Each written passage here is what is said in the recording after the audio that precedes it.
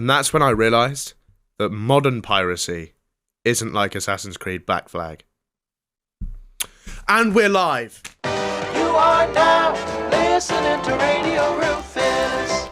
Yes, what a fantastic occasion we find ourselves in once again.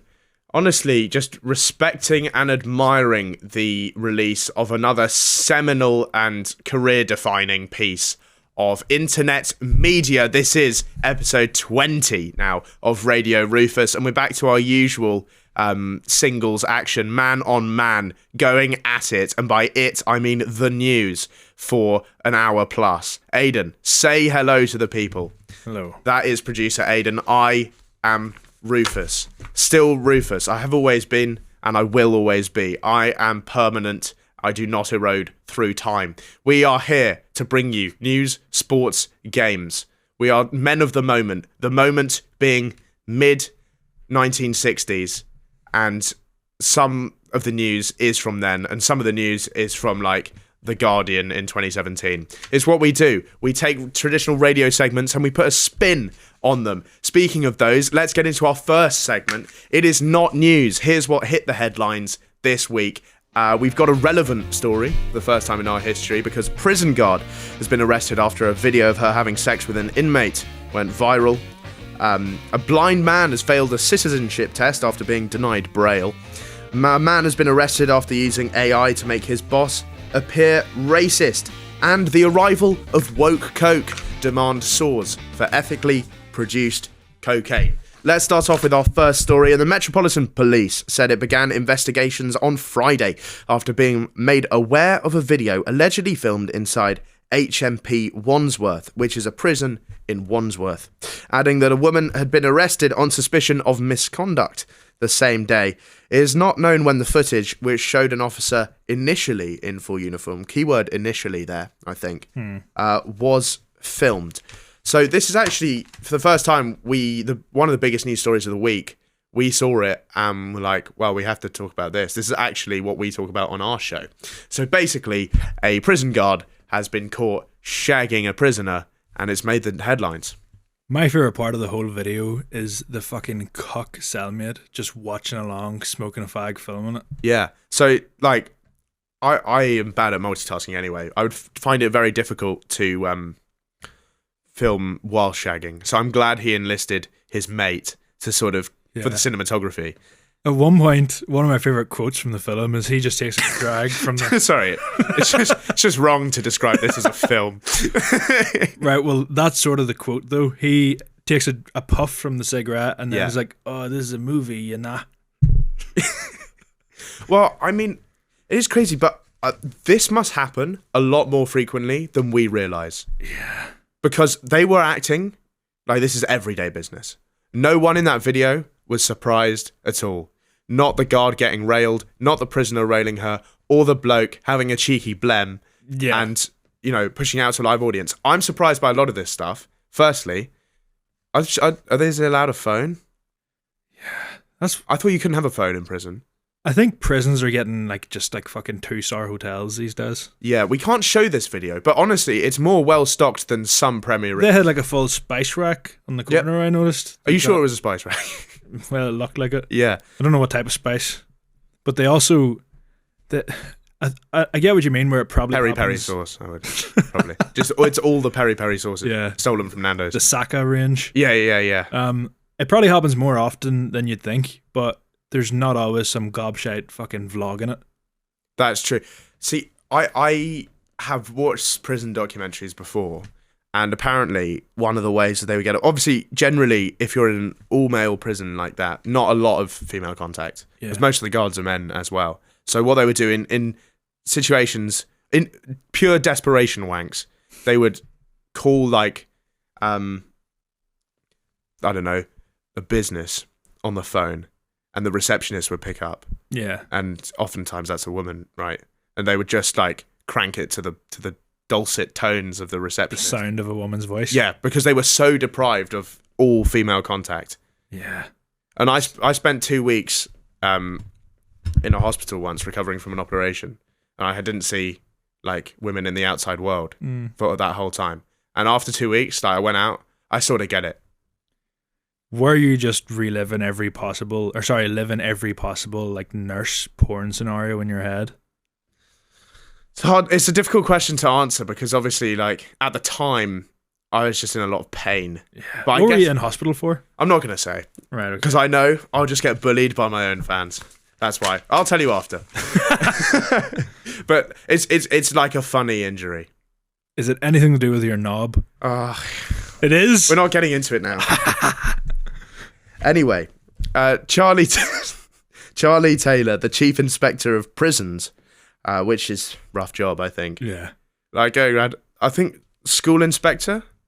I'm thinking, why do you want that job? Prison inspector. I just feel sorry for the bloke. Said the findings of a recent inspection were deeply concerning, with chaotic wings and staff being unable to accurately account for their prisoners during the working day. That worries me. I thought prison was mostly head counts, so... Yeah, and also, especially day to day, where I imagine them going round at fucking first light, checking everyone's there. Yeah. Same again throughout It's the like day. a school trip. Yeah, Yeah. but apparently not. No. And it sort of annoys me because I imagine prison puss is hard to come by at the best of times. I hate the phrase prison puss, but Well, I guess like we're rolling it, with I'm going it. to continue to use it. So the fact that they had the foundations of a good thing going, where they probably could have regularly got this prison puss, Okay. Yeah. and they just decided to, because he probably could have got in it as well, the friend. I doubt the fucking police officers got too high a standards. Yeah. But now they've just shot themselves in the foot. Yeah, it's tough draw for these blokes. But honestly, yeah, their room, much more spacious than I would have thought. Yeah. You got a lot more items of things. I thought, like, in prison, you weren't really allowed to have anything. I picture just a steel bed frame, a sink, and a toilet. I understand why homeless people commit crimes. We said that once in this podcast, especially at like Christmas and stuff. If you're going to be outside in the streets, you may as well just commit a crime, get a free dinner out of it, and a place to stay. Because I'm some minge. Yeah. by what's going on as well. Anyway, the woman in question, who's called like Linda D'Souza or something, she's about 35. She is married, I believe, but she's also an OnlyFans girl, which Makes sense. doesn't surprise me in the slightest. Yeah. So if anything, this is huge publicity. She's probably going to make a lot of money. But there's talk of her going to jail now as well. Oh, it's absolutely criminal. What actually is the sentence for that? I imagine it's a new one. Because I don't think it happens too often. Yeah, they'd have to come up with something. Yeah. The judge is going to have to freestyle it. There's nothing to look back on. Also, is it not generally a case where male, like prison guards will be male prisons and female will be at female prisons? Or does it often mix? I don't know. We're getting very progressive as a society. Like my mate who had a female drug dealer. That's the first. I've never heard that And before. I was like, wow, you guys really sort of, how do we get more women into this industry? How do we support women drug dealers? Like whenever I went home for Christmas, there was a man working in the dry cleaners. Yeah. It's kind of the equivalent.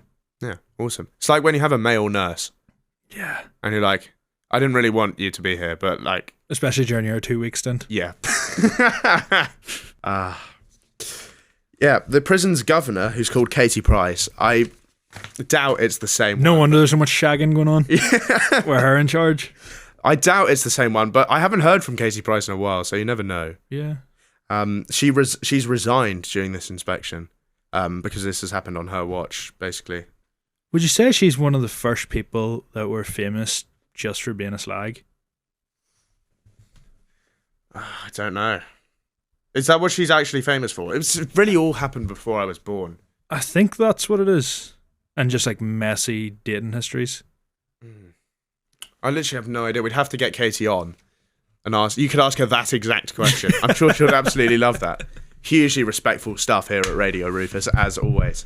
But anyway, an investigation is pending, and we will find out. I don't think this is. If anything, it's pretty funny actually, and also like she seems to be just going through the motions in the video. If you know what I mean. She doesn't even bother to take her clothes off. Yeah. It's the fact that not only did he name drop the prison, Yeah. he showed everyone's faces. You Yeah. could see the badge number. Yeah. Everything's on show. So we really do know who it is. Anyway, maybe if one of you freaks out there subs to our OnlyFans, we could cover this story in more detail. Just let us know the login.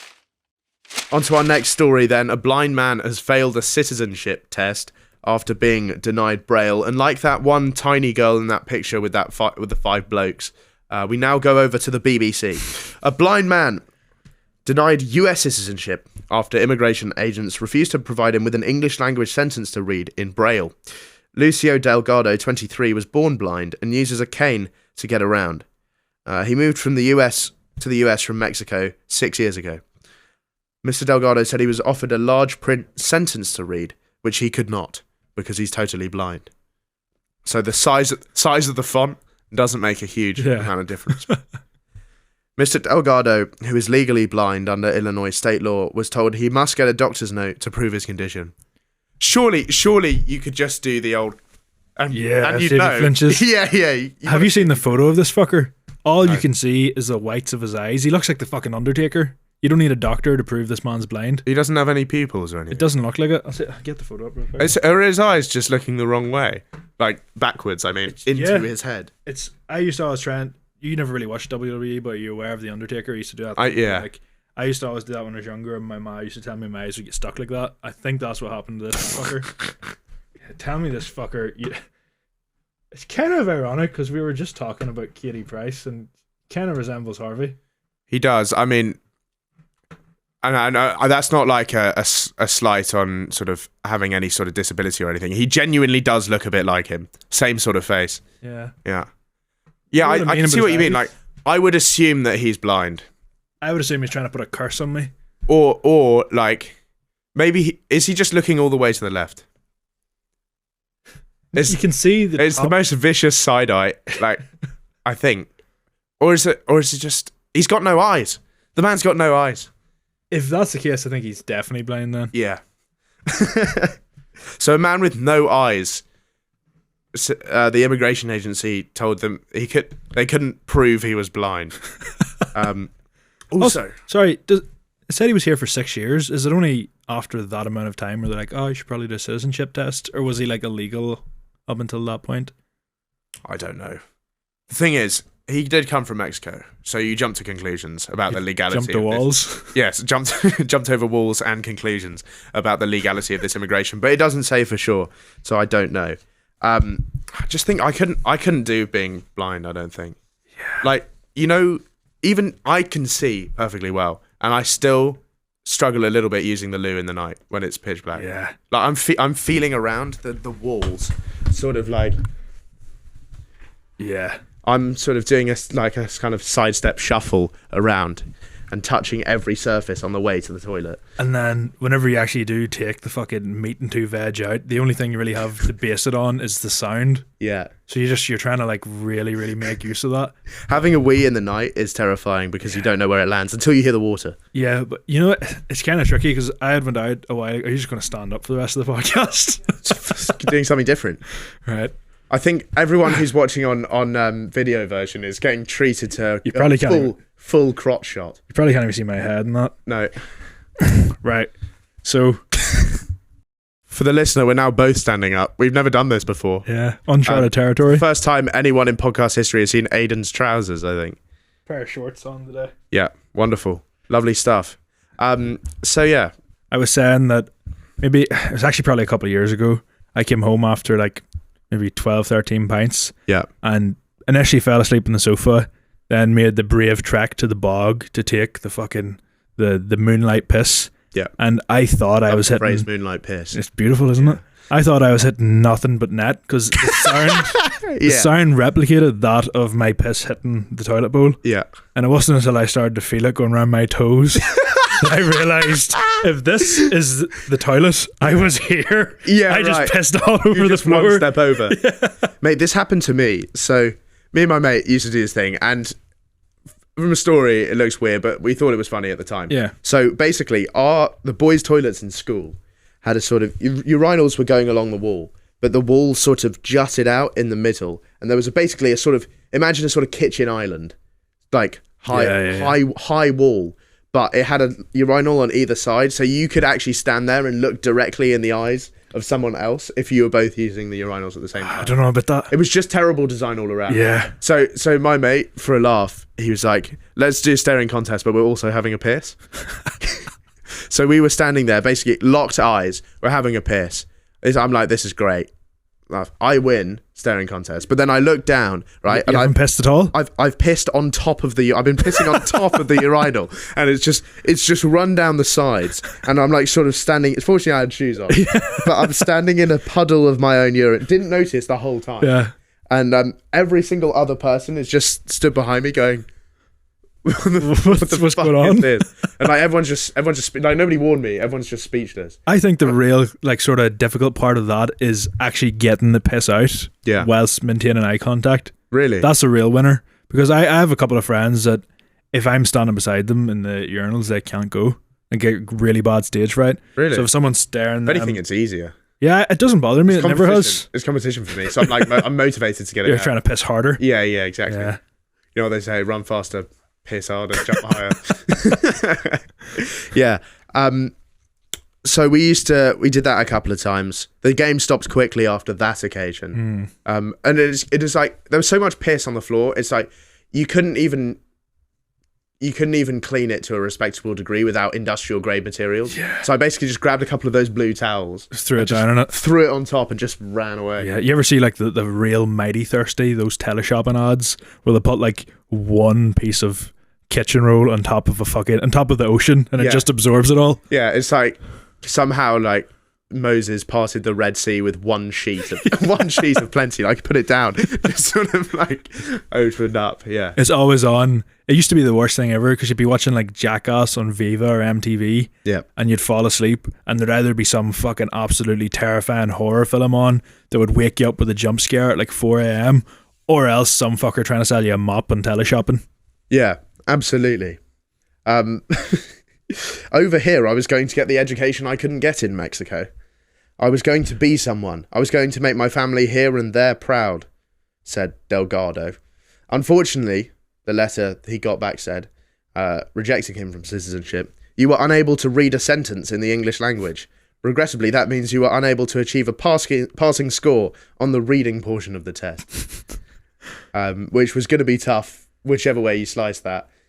He mentions getting a better education. I don't know if he's aware of how thick your average American is, but I think he's going to get let down. It might actually be a consideration these days, because obviously, back in the day, in the sort of era this podcast is set in, America was the land of opportunity. Yeah. You know what I mean? Whereas these days, if I'm a Mexican now, actually no, they've got a lot of cartel problems. Yeah. I was wondering, like, then again, look at school shootings and stuff, and just general mass shootings. Would I even go to the States? I think in the next 10 years, there's going to be Americans jumping the wall over to Mexico. Mexico starts building a massive wall to keep all the Americans out. Yeah. All those Mexicans who did come over, are sort of like a fuck, go back moment. Yeah. That was fun. That was fun. That concludes the standing portion of this podcast, which has never been a feature, but quite enjoyed it. Let us know what you think in the comments. If you want to make that a regular fixture. Yeah, so he was told during the test to go and get a doctor's note to prove he was blind, but he could not afford to do so because he does not have health insurance. America going well again. A spokesman for the USCIS, the Immigration Service, told the Post that they began offering Braille tests in November, months after Mr. Delgado. Just missed out. How have you only discovered this being a problem last year? Yeah, surely there's a few more blind people trying to get into America. He's definitely not. Got to be one. Yeah. Got to be one. Or maybe they couldn't find the center. Is one of the just like filling in the form in a chip shop. Just taking someone's order. Yeah. Is one of the main requirements for American citizenship simply being able to read a single sentence? You got to be proficient in English, apparently. Yeah, but a single sentence. Yeah. If I had an Irish, I could qualify for, like, I could learn a sentence in French. Yeah. It doesn't mean I should just... Japan would be tough. Yeah. It would be easier for you. Oh, I could have a stab. Yeah. But like, the problem with... I did Chinese at school, and the problem with learning Chinese is there's no alphabet. So, like, if you don't know what it is, you can't just read it like French. Yeah. Like, if you don't know what the word is in French, at least you can read the letters. So, whereas in China, there are literally thousands of characters. And, like, you have to sort of draw it if you want to write it, you know. So, it's bloody difficult. Anyway, speaking of foreigners, a man has been arrested after using AI to make his boss appear racist. We move on to our favourite mini segment, American unintelligence.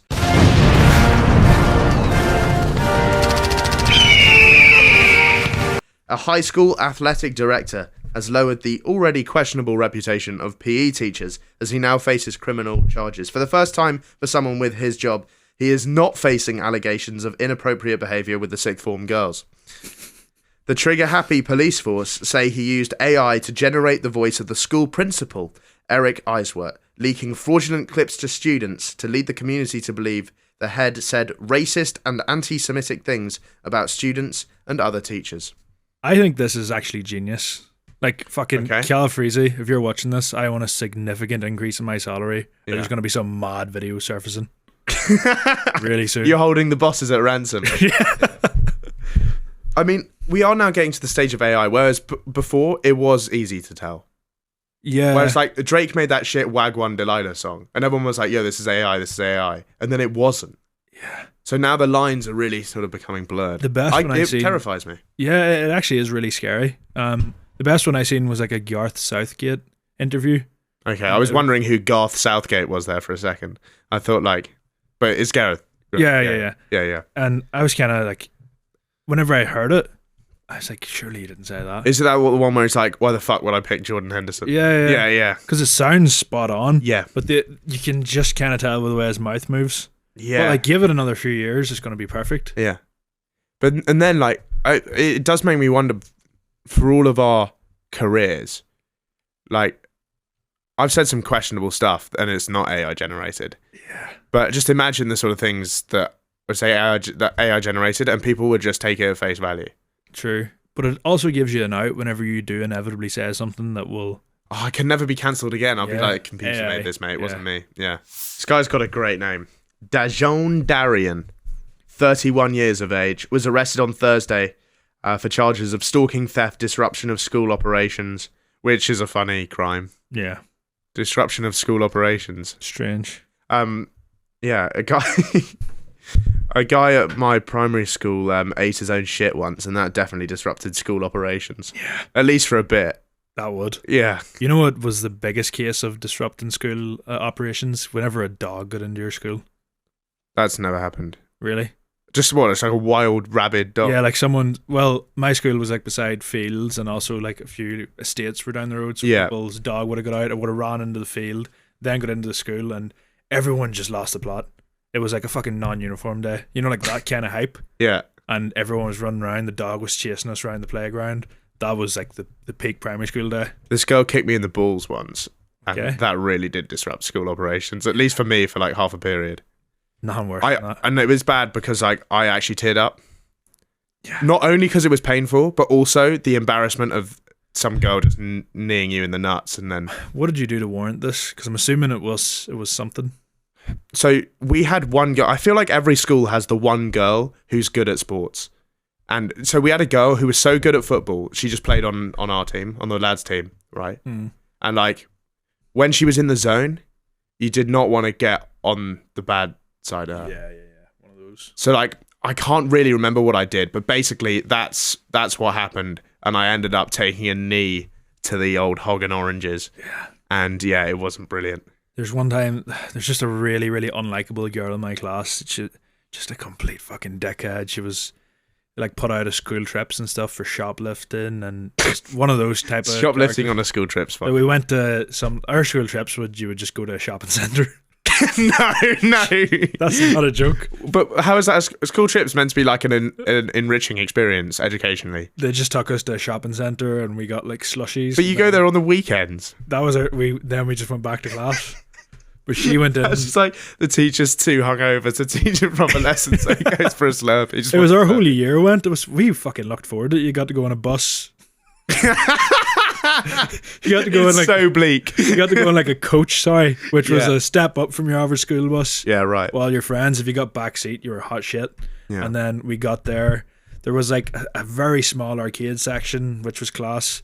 And then we got slushies and then went home. But I mean, it sounds great. It's just not a school trip. Yeah, well, that's what we got. That's just like what you do after school. Yeah. I think she tried to steal like lingerie or something. Then I wasn't expecting like 16. I wasn't expecting lingerie. Yeah. It's a weird thing to steal. But anyway, besides the point, she was just really, really disliked across the whole year. Yeah. And I think I told her to off herself one day. Can't remember what she'd done to me, but I was fuming. Huge mistake there. Yeah, and she just punched me, and it wasn't even that it was that sore. Surprise. She punched me right in the nose. Yeah. And you see whenever you get like even a top in the nose, your eyes start to water. Yeah. So I was like really holding it in because I didn't want this gimp to be seen to be fucking. So we've both made excuses for our own crying there, but the fact is we did get beaten up by girls and start crying.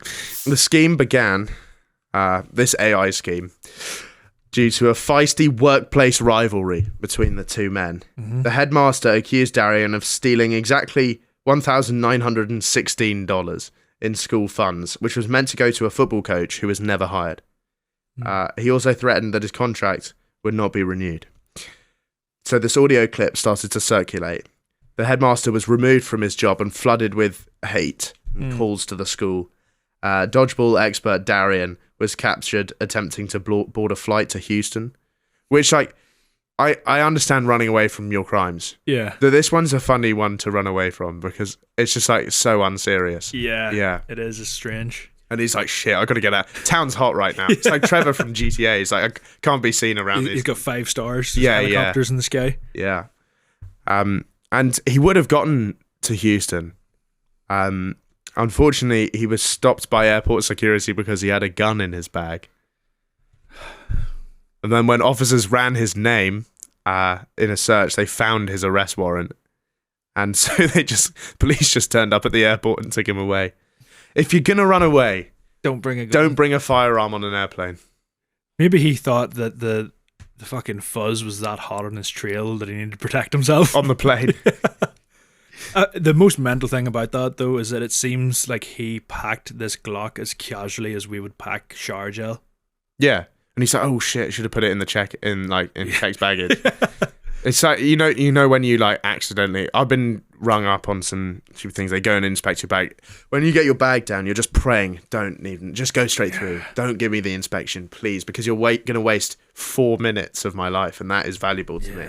And I've had stuff like, tubs of Vaseline. Stuff like that taken up. Well, that sounds weird now. It's, a small tin, not loads and loads.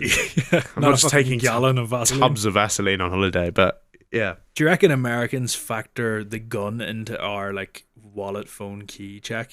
You know, when they're like laptops out of bags. Everyone, make sure you got all guns and ammunition out of the bag. That has to guns and ammunition in a separate bin. Yeah. Sidearms are okay, but get the assault rifles out. Rifles out. Yeah. Belts and rifles.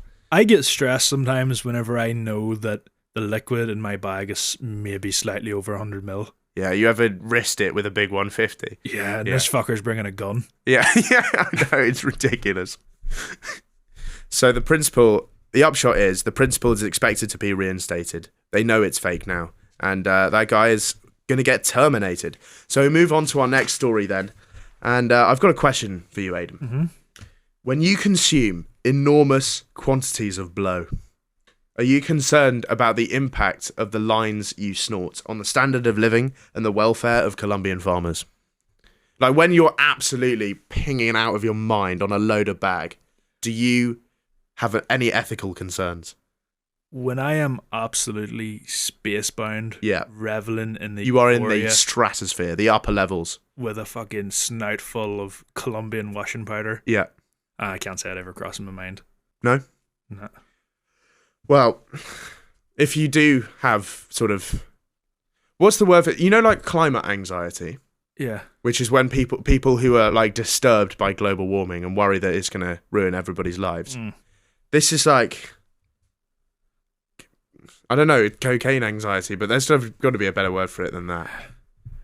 It's so strange because you don't expect fucking drug addicts to have a leg to stand on and getting self-righteous about needing their fucking cocaine to be organic. No, exactly. But if you are a drug addict and you also have a heavy conscience about how unethical the drug trade is and how bloody it is, well, no problem. You can sort it out by buying some ethically sourced cocaine from your local dealer, which dealers in the UK have allegedly now began offering.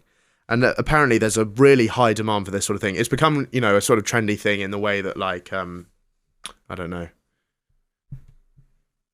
like green juice and they become trendy thing. So if you're at a posh dinner party somewhere across the UK, make sure you know where this cocaine is coming from, because otherwise the lives of those people are on your hands.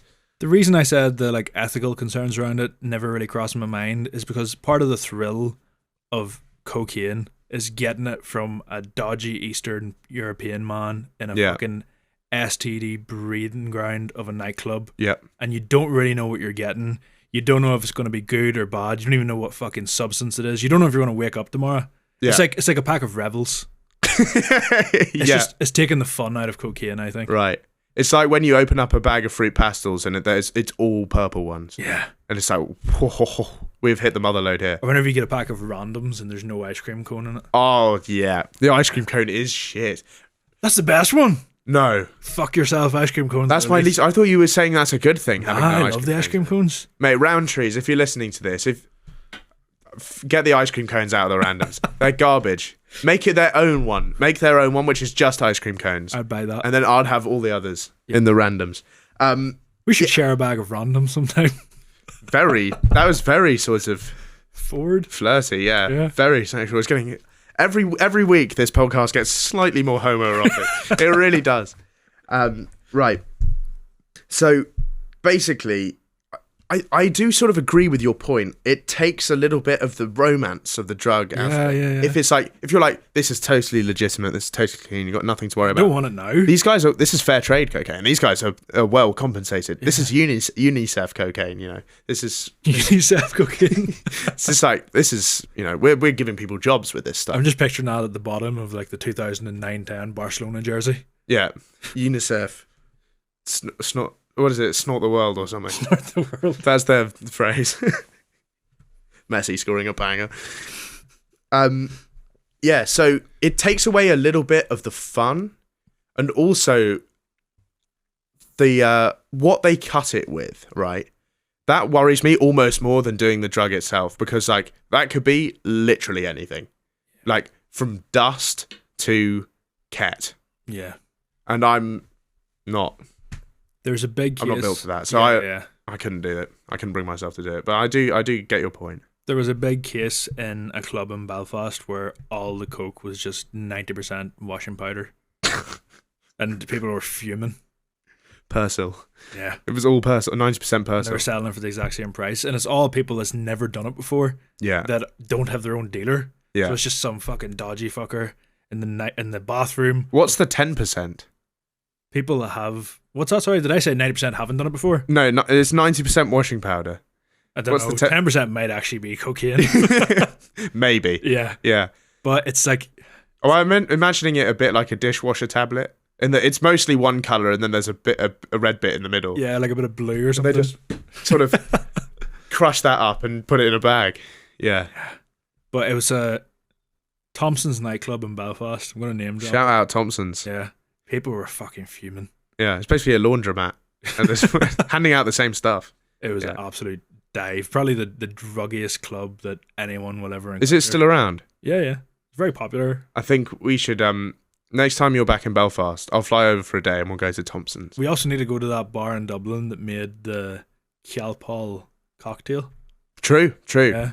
After seeing our video about having a shot of Calpol vodka, a bar in Dublin was inspired to make their own Calpol cocktail. That's tough to say. We will be there one day. I mean, I absolutely despise Ireland, the people within it, and everything it stands for. But we will go to Dublin at some point, right? Drug policy expert Neil Woods told the Daily Mirror, "I have been shown adverts for, quote, environmentally friendly sniff, but it's nothing but a clever marketing ploy." I'm wondering how you become a drug policy expert. Because that's just sort of a professional baghead, I think. Right? Like, to be a drug policy expert, you got to be a drug expert first. Yeah. You wouldn't want some fucking rookie coming in and... No, this guy's guidelines. Career bagsman, this guy. Yeah. Bagsman. Yeah. So, basically, what they've been doing is selling normal cocaine for twice the price and calling it... It's not actually real woke coke. Yeah. £200 a gram, which is... For any quantity of anything, that's a lot of money, 200 quid. I don't know how much a normal gram is, but it's not 200 quid.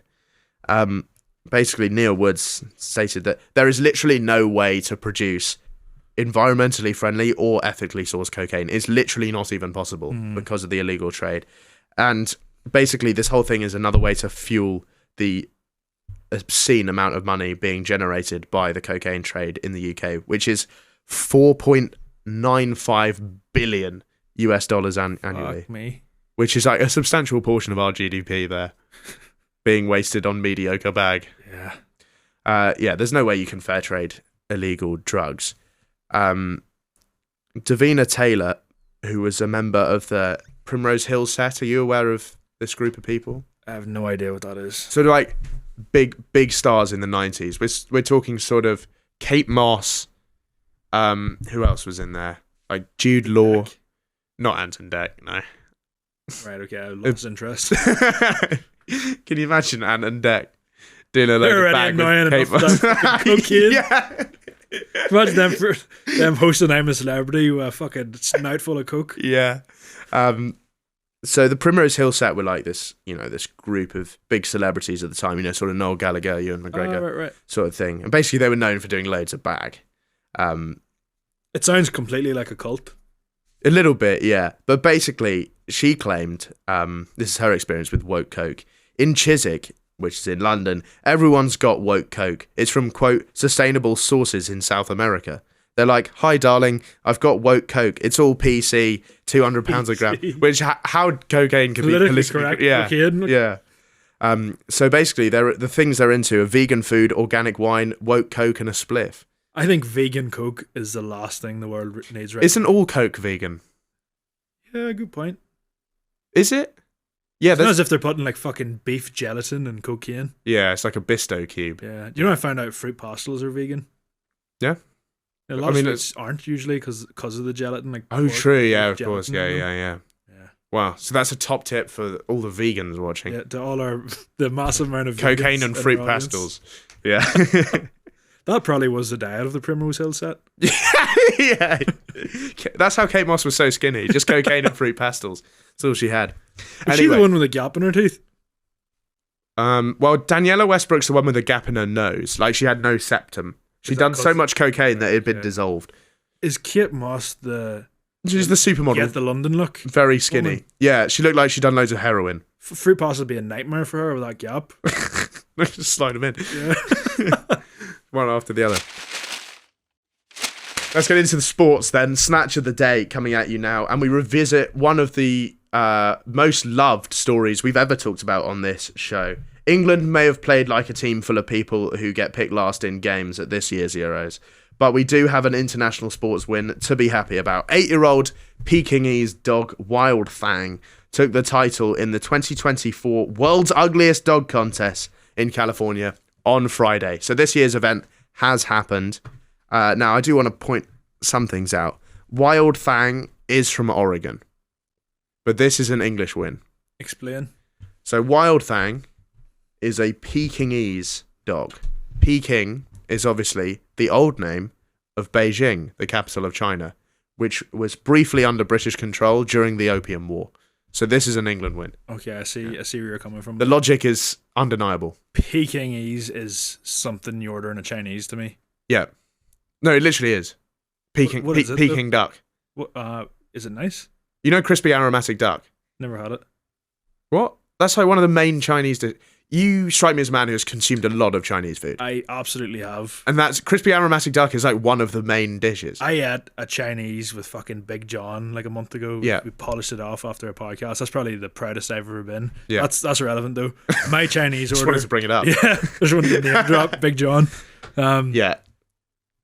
Chinese in Ireland is chips, fried rice, chicken fried rice, chicken balls, curry sauce. It's all brown. All that kind of thing, but you also get like chicken chow mein, barbecue ribs. Yeah. That's the and peak crispy aromatic duck.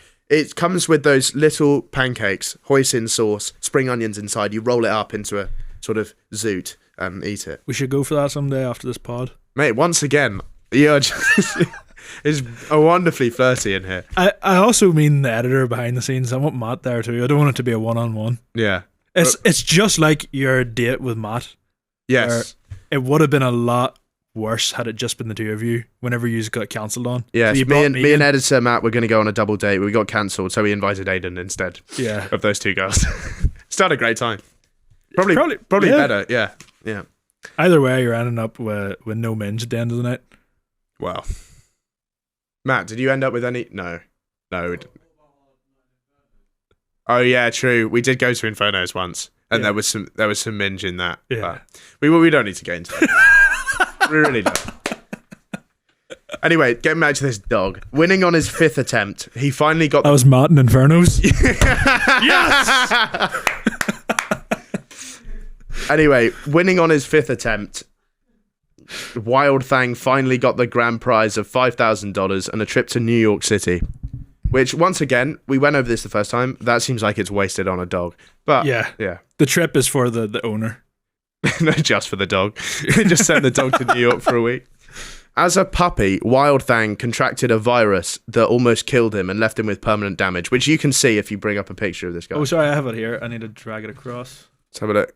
Yeah. I mean, he's actually got a decent trim there, but he's still pretty ugly. And his tongue just flops out like that the whole time. He's not like doing a cheeky face. I wouldn't say this dog is that overly ugly compared to, like, do you remember fucking Peanut, the real rancid looking prick from the last time? Yeah. But it does look out of its mind high.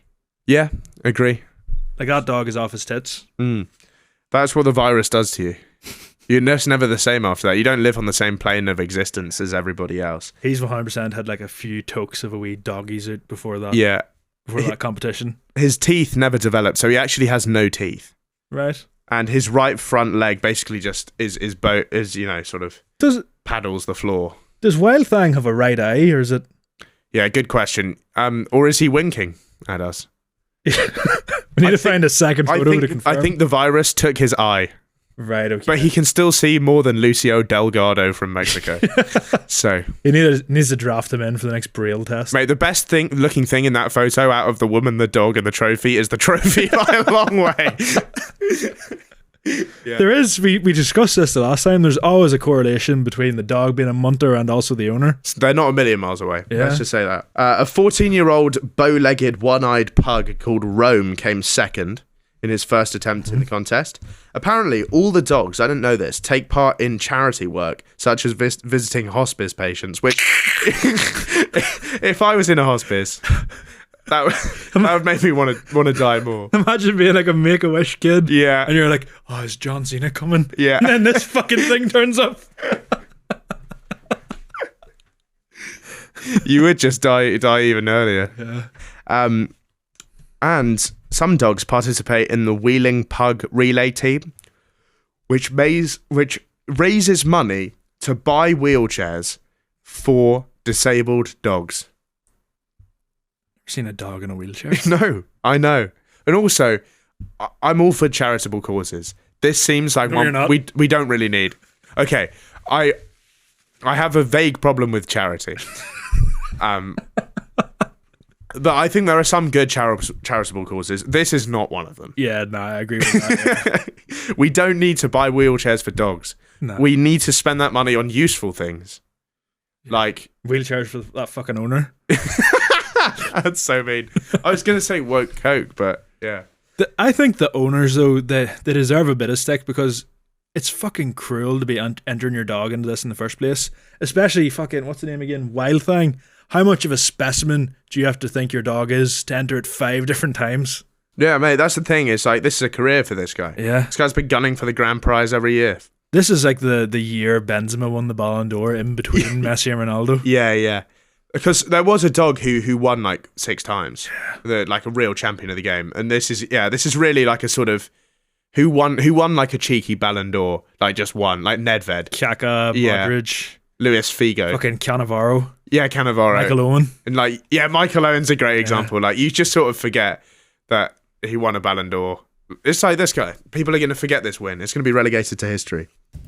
So let's get into our next segment, Questionable then. And we asked our audience, who do you have an irrational hatred for and why? We've got some great answers this week. We're starting it off with Warwick Davis. I don't hate him. I'm just scared of him. Did he die? Oh, no, that was Vernon. What do you call him? The other one? Vernon Davis. No. What do you call the... Vernon Kay. No, Vernon Kay is a TV Oh presenter. yeah, no, not him. Troy Vern. Troy Verne. He's in Austin Powers. He plays the small version. Vern Troyer, that's it. I wasn't far off. Is he dead? I think he's dead. He plays the mini Dr. Evil in Austin Powers. Yeah. He died in 2018. God rest him. Well, let's use sensitive language around this. I think the official term is little person, right? Did I use an unofficial term? I don't know. I don't think I did. I don't think I used any term, but No. yeah, so it's little. Little. I've always felt this about little person and little people, which is the thing. That seems degrading to me. It's a bit like patronizing. But like the obviously the other options aren't great either. Yeah. Like, you wouldn't want to be going around and everyone's just calling you a midget. That would Yeah. just wouldn't be great, would it? And dwarf, it makes you seem like a fairy tale creature. Yeah. So, So little person might be the best of a bad bunch. I guess so. There's a story that I know that apparently when Warwick Davis eats at restaurants, like him and his family eat under the table. But like, there's no way to clarify whether that's true. Oh, and like, I don't know if this is a big thing over here, but in the Mandarin buffet back home, it's like a big Chinese buffet. It's like £6 for all you can eat. Probably going to get food poisoning from it, the next person that goes in, but it's cheap and it was tasty. They had like a sign at the door. It was basically for like children. If you're under a certain height, half price. If you're under a lower height, free meal. Yeah. Do you reckon that Warwick Davis. that would be pretty degrading? I would take advantage of it if I was a small Do you think man. they're like, we meant kids? Is that what they say to Warwick Davis? Like, we meant like children, Warwick. him throwing like a fuss about us, him and his whole family just like eating for free at the Mandarin every night. getting the T's and C's out? Yeah. I once had to lie that I was a child to get a discount at a buffet when I was 15. Yeah. And my parents were like, just tell him you're 12. My mum used to always do that. But like, surely you couldn't pass that, especially you looking older. Yeah. Like, I went home for Christmas and she tried to pull the move. Yeah. Yeah. Next one, Eric Lamela. I have no idea why. I don't like him either. Why? Trim? Play for Spurs. Yeah. But like, as a person. I have to, even though I'm not a massive fan of him, I think he was a bang average footballer that he mastered the Rabona. He scored a couple of worldies. Yeah, he's got a great fucking goal catalogue, to be fair to him. Yeah. But I wouldn't say I dislike him, I'm just not a big fan. Next one, Jamie Oliver. Who gives a fuck whether kids have a flapjack or an apple? Let them have their sugar fix. I agree with that. This guy's got fat kids though. Yeah. The guy who wrote this in, who's like, let them have their sugar fix. His kids are obese. Something that I only really noticed whenever I moved to London is people try and police what you eat and what time you eat it at. Like, I had a Coke Zero one time in the office and it was like 11. Yeah. And someone upstairs had spilled Coke. Yeah. I was sat drinking a tin downstairs and someone was like, who the fuck's drinking a Coke at 11? And I was just finishing my sip of it. I was like, what the fuck's wrong with that? Yeah. And also, me and Matt ordered a KFC before 12 today. Yeah. Why is that an issue? I think it's very sort of indulgent having a Deliveroo before midday. The only reason we did is because we didn't have time to go for something. Oh no, it's fair enough. Yeah. But like, you feel like a sort of pampered king, don't you? Yeah. Having a Deliveroo in the morning. Yeah. I don't know why, but it's just, it feels so like sort of. You see, whenever like upmarket. Yeah, no, I agree. But whenever the student loan had just come in, and obviously, whenever you go to uni, you don't actually go to class. No. So the morning after, like a big night out, and you have the cash, you have the money in the bank account to order a fat fucking breakfast. Yeah. Straight to the house, eating it in your boxers. It's absolutely beautiful. Next one, Rio Ferdinand. He's a middle-aged man trying to speak in a roadman dialect on national TV while sounding like he's got a Cadbury's mini roll stuck in his throat. Yeah. That's a great sentence. That's great, yeah. I fucking love mini rolls, by the way. So true. He does sound like that. Yeah, he also, I don't know if you saw the video of him, but you know all the like football respect moments where people will be walking out at a famous football ground and they'll take a step around the crest on the floor. Not stepping on the back. Yeah. He got someone to record him dramatically walking out and be like, and then as if he had just realised, and then walked around, but he forgot to cut off the bit at the end where he looks up at the camera and was like, did you get that? Yeah. And he uploaded it as that, so it's not as if it was like fly on the wall, they just happened to capture this moment. He fucking staged it. Yeah. And he also cheated on his wife that was dying of cancer. Okay, I didn't know that. Yeah. Terrible. That is so bad. Yeah. That's really bad. This one checks out. Yeah. Next one. The kids who hold up the "Can I have your shirt" signs at matches. Neaky behaviour. Yeah, fuck off. It's just it's You're never gonna get it, mate. Yeah. Also, they're always sitting like in the nosebleeds, like a million rows back. They swap shirts with the other players because they're good players. You aren't. You're just a shut up, child. Next one. You're gonna like this one. Louis Makepeace. Absolute fraud not building that garden in time. If you're not aware who this is a little person on TikTok who basically moves mud around in his garden, telling everybody that it's going to be done by the time the Euros were on TV. It's still not done. We're 2 weeks into the Euros. Yeah. He has the whole country on strings, though. Yeah, because he really every does. episode, he started fucking freelancing. He was out like doing work in other gardens and sorting out. His back garden looks like, Mosul. It looks like sort of like Kabul after the Taliban recaptured it. It basically looks like rubble, just loads of rubble. Whenever you said that, the only person I could think of was Yunus Kabul, the old centre back for Spurs. And I was like, what did the Taliban want with him? His garden does not look like Yunus Kabul. It's basically a load of mud and stuff that he just keeps shoveling around his garden. He does 15 minutes of work a day. Yeah. And then I don't know who's hiring him. Who is hiring him to do their That's garden? what I'm saying. Who is watching that and be like, class, I would love to have this guy. My garden would look different class. Clearly can't work to deadlines. No. The last episode I saw, or the last update, was him repainting a fence that didn't need painted. And the projector he has that didn't work. No. He put up a screen which we're all pretending it's not a tarpaulin. And he's got a projector on. I'm not sure if you've ever tried to watch something on a projector in the sun. You can't see what it is. It doesn't work. You can't even watch the TV with the sun glaring on it. Yeah, exactly. Yeah. So Louis, come on, pick up your act. Get that garden done. If you don't have it done by the end of the Euros, I'm going to be so upset. Do you reckon he turns into, those people like Bevo that's just clinging on to his 15 minutes? Yeah. Or like the Hawk Tua girl? Yeah. Do you reckon he just slowly does one thing a day and tries to carry on until the next major... I just completely lost my voice. You're saying he's going to continue until the next 2030 World Cup? Yeah. Yeah. God knows. Next one. People who enjoy tennis. No, you don't. I like tennis. I like tennis as well, yeah. I used to like So playing fuck it. you, dude. Yeah. Mother Teresa. Don't fancy the idea of an ugly British woman rocking up at my town. Lots of education for this guy here. Yeah. Mother Teresa, not British. Not British. Yeah. No.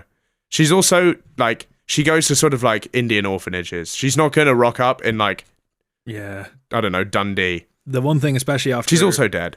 Yeah. When did she die? Like the 90s. Right, okay. Yeah. After the conversation we had a few episodes ago with Finn Taylor about the Nobel Peace Prize rankings, Yeah. she was a bit of a tryhard. So yeah, Mother Teresa, famously Albanian. She's from do you know about the history of Mother Teresa? Not massively. So she's a random Albanian woman who was just a normal Albanian woman for a long time. Right. And then she had some sort of vision from Jesus, a visit. Something. Okay. And she was like, because that happened, I'm going to spend the rest of my life hanging out with Indian children. So that was basically what she'd do, children in poverty in orphanages in India. And she was there doing something. And people just excused that. It's some kind of charity effort. But there are a lot of people who do, she was vastly lauded throughout her time in some kind of, and she's been canonized as a saint in the church. But there's a lot of people who look at her and was firstly that she's a fraud and she didn't really do anything. And there's a lot of controversy around Mother Teresa. I agree with him, but not for the reason that he gave. Yeah. Next one, Steve Cooper, because he's ugly. It's just You've done a lot for it. That's Luton Town, Steve. Steve Cooper. Forest, isn't it? He brought... He's a Forest manager. Matt, was Steve Cooper at Luton? Just Forest. Oh, yeah, you're right. Yeah, Nottingham Forest. This is the fucker with the weird teeth and all. Yeah, right. He looks like a character from A Bug's Life. Yeah. But he is a human. No, I disagree with this. I like Steve. But you do agree that he is ugly. No comment. Oh,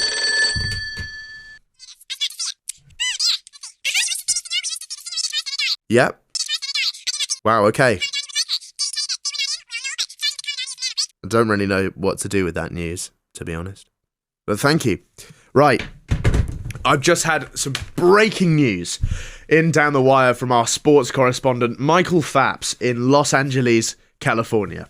This is today's news. Today, of course, being the 15th of January, 1967. The first ever Super Bowl took place between the Kansas City Chiefs and the Green Bay Packers today, with Green Bay taking the win 35-10. Okay. I don't know how you score 35 goals in one match. It's a lot. They let in 10 as well, so... Right. Really good attacking, really shit defensive. I guess so. 35 goals, you don't see that very often. How much was it the women's team let in a few weeks back? Was that 40? 40. Yeah. But this is a proper tournament. This is American football. Yeah, the World Championship. So, yeah. The winners of this Super Bowl, which only host American teams, this sport, are the world champions of American football. So I think that says a lot about America. Yeah, really. I do admit they are by far and away the best country at this sport. Yeah, in American football. Same with basketball, like they would call themselves world champions. Yeah. Again, it's the NBA, the National Basketball Association. It's not like they're going to be beaten by anyone else. So I do get it from that perspective. Yeah. But at the same time, you haven't beaten everybody in the world, so you can't call yourself the world champions. Yeah. That's just how it works. I get you. There's some other funny details about this. So I'm not really aware. We don't get it on the two TV channels that we have in 1967. So I'm not really aware of American football, of course. But all the players wear full pads and helmets. To me, it's just an even gayer version of rugby. Right, and you already think rugby is super, super gay. Yeah, incredibly. Passing, you can pass forwards, apparently, unlike rugby. Doesn't make sense. Yeah, it doesn't make any sense. The games are 60 minutes, but they last 3 hours. Which they stop play, right, to wait for the adverts, for TV adverts, and then they start again. Okay. Which I don't know how Americans can live like that. That's actually crazy. And they do that. That would get my tits really quick. Yeah. So they stop. They could just be playing the game. They stop, and like everyone in the stadium who's there also stops and waits. There's bound to be so many momentum shifts because of that. Right? Yeah. Yeah. And there's a certain number of ones that they have to do during a game. So sometimes like it will just happen like, oh, sorry, we played a bit too much. It's pause. So we'll have to do 2 quick ones. Jesus Christ. I know. There are 53 players on each team. How many of them be on the field at each time? 11. 11. So there's 42 players on the bench, each play. And there's someone just to do the kicking. They've got a kicker. That's a fucking dream job. I know. You don't really have to exert much. So he comes on, doof, whacks it up the pitch, goes straight back off. He doesn't play the rest of the game. I think that's unbelievable. I get that they're great athletes and some of them are like physical machines, but at the same time, if you get tired, some other brick shithouse comes on and replaces you. It's not as if it's like an endurance thing. It's rolling subs for sure. Yeah. Like genuinely, there will be sort of like, you'll play a game and you might get one. You might catch the ball once. Yeah. Or if you're a defender, you won't touch the ball at all. Yeah, at all. So not a fan. Silly sport. Also, Green Bay Packers, they won this Super Bowl. Where the fuck is Green Bay? That's definitely not a city or a place. I mean, Kansas City, heard of it. Yeah. No. Green Bay. No. Sounds like a film. Green Bay, I know. I actually don't know where it is. Neither do I, and I'm not going to check it. It's in Wisconsin, which I also don't know where that is. It's in one of those backwater states that you never think about, and it doesn't have anything important in it. Like probably crocodiles, though. I think it's up there. I think it's cold. I think it's cold there. It's like it is like Alabama, but it's cold Alabama up there. Alabama. Yeah. So the first Super Bowl ever, and I think probably the only one we'll ever see. Won't last. It's definitely not going to take off in this country. Never, no. Because all the games are in the middle of the night. Yeah. So you'll never see a game of American football played in London. No. They wouldn't. Why would you want to do it? Just watch football. Proper football. Brilliant. Great sport. Yeah, I think the big sport of the future, croquet, personally. It's taken off. I could really see that catching on with the youth. It's on the way up. Yeah. Very accessible and not boring sport, croquet. Definitely the sport of tomorrow. Imagine if croquet was the sport of tomorrow. Like, all the kids, imagine the way we talk about football, but they were just talking about like the croquet, the Messi of croquet. Trading match attack croquets. Yeah, like playing like FIFA, but it's croquet. Like, you got an ultimate team of like opening croquet packs. Yeah, it's like, do you get cards for like the bats and the balls and the hoops? I think we might be onto something. Yeah, with this. because you'd only have one player on a team. It's not a team sport, right? Croquet. So it's more like. But is it like Formula 1 where you've only got one driver but they've still got a team? Or is it just Oh, yeah, solo? that's a good question. But I think the problem is like tennis where it's 1v1. Yeah. You know, Wimbledon originally was just a croquet club. I didn't know that. Yeah, so originally it's called the All England Lawn Tennis and Croquet Club is the full name of Wimbledon. Have you ever played croquet? Yeah, like around my uncle's garden. Strike me as the type of person that's played it before. But it's Bowls as well. Yeah. I think that's for old arthritic people who can't play So real it's fucking sports. croquet. Yeah, that's true. Anyway, that's what's happened. Thank you for tuning in to another bone-breaking, eardrum-shattering episode of Radio Rufus. We'll be back next week, and don't forget, we're trying to get to 20,000 subscribers on YouTube. Once we get there, might be round 4 of Sodium Carousel time. Who knows? Who bloody knows? We'll only find out once we get there. Make sure you smash that subscribe button with your gooch, and we'll see you next week. Back to you in the studio.